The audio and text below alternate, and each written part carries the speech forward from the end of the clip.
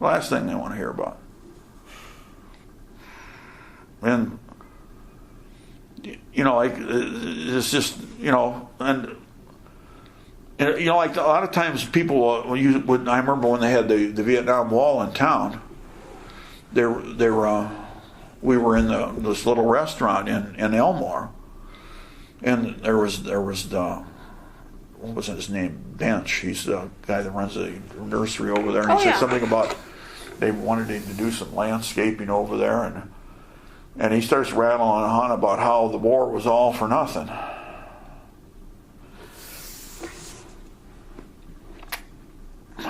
When people tell me that it was all for nothing,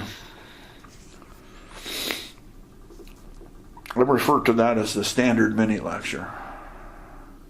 It's human nature coming in again. I call that the standard mini lecture. And I've heard this I've heard the standard mini lecture from my wife, my brothers even, people at church.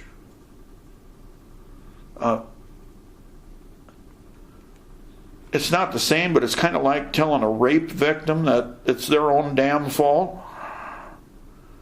It's not exactly. That's not a complete crossover there, but it's kind of like that. And so many times that I've taken those things and just sucked them up, just let it go, and some of those instances I had to leave the room though. But I wanted to grab those bastards by the throat. But didn't. And the bench there, I wanted to tell him, okay, the next time you want to make sure that you want to say that it was all for nothing. Wait until I'm not there.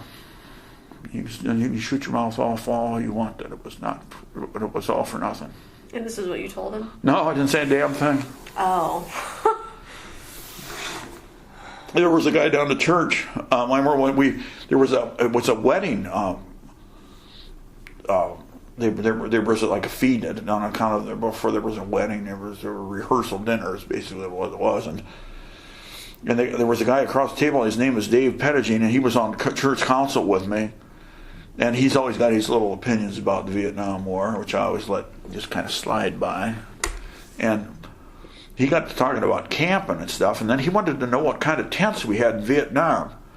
And I just mumbled something and let that one go by. But what I wanted to tell Dave was, I said, Dave, I didn't say a damn word. I sucked it up, didn't say anything. Because I like this guy. Mm-hmm. But he's got no clue. I wanted to tell him, Dave, there weren't any tents. The only tents I ever saw was my poncho. And I said, I wanted to tell him, Dave, it wasn't a camping excursion. It was hell. Yeah. But I didn't say anything. And, it's like that same deal. Why do people go to war? They go to war so that people back home won't see Mr. War. And I guess when he asked me what kind of tents we had, you're like, I said, damned if we weren't successful. Yeah. There's stuff like that. It's. So does it seem like just yesterday? In some ways? I dream about it sometimes. What was I dreaming about the other night? They were handing out hand grenades. And I was showing some young guy how to work hand grenades. I said, what you need to do is the end of the lever, you need to bend that around into a little hook. And then the bottom of the hand grenade is like bird tail shaped.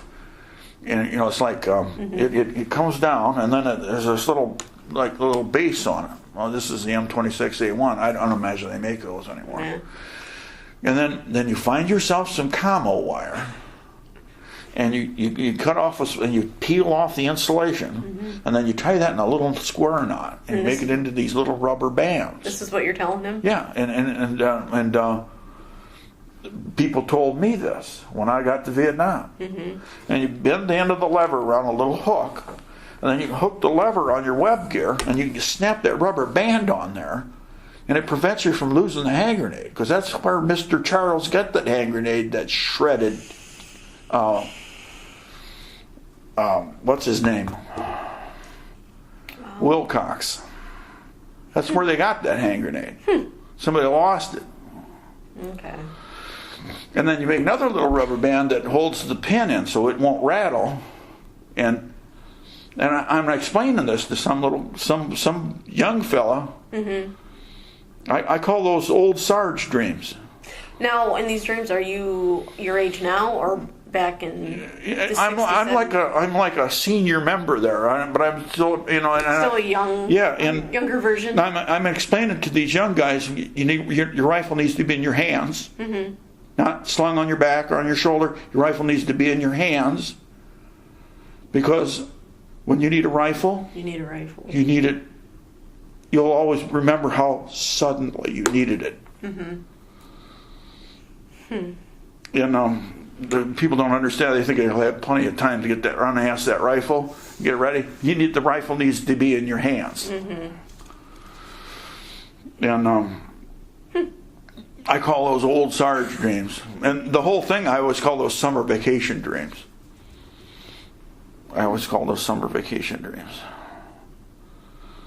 Now, as a result of your injuries, did you get any disability from the VA? Yeah. Okay. They years ago, the VA was always careful never to ask you whether or not you were having nightmares or anything. They were always real careful not to ask you that.